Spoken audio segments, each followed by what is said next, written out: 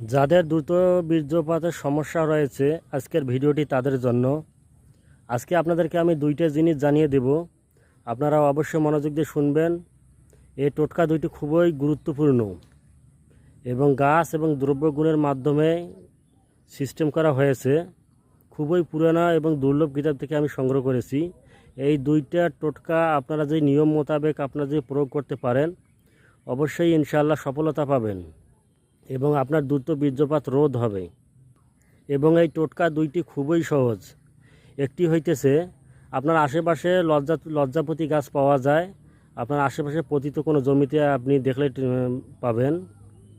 এই লজ্জাপতি গাছের শিকড় নেবেন এবং ছাগলের দুধ আপনি নেবেন, নিয়ে একটু আগুনে একটু জাল দেবেন।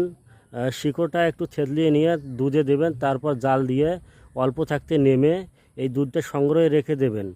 তারপর আপনার সহবাসকালীন ওই দুধটা আপনার পায়ে, দুই পায়ে একটু লাগাবেন, তাহলে আপনার দ্রুত বীর্যপাত সমস্যা অনেকটাই রোধ হবে।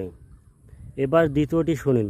দ্বিতীয়টি হইতেছে, 7-8টা কাবাব চিনি আপনি মুখের মধ্যে চাবাইয়ে তার লালা, জিহ্বার যে লালা হয় মুখের মধ্যে, সেই লালা আপনার পুরুষঙ্গে আপনি সামান্য একটু মালিশ করে তারপর আপনি সঙ্গম করলে নারী এবং পুরুষ দুজনেই ভালো তৃপ্তি পাওয়া যায় এবং দ্রুত বীর্যপাত রোধ হয়।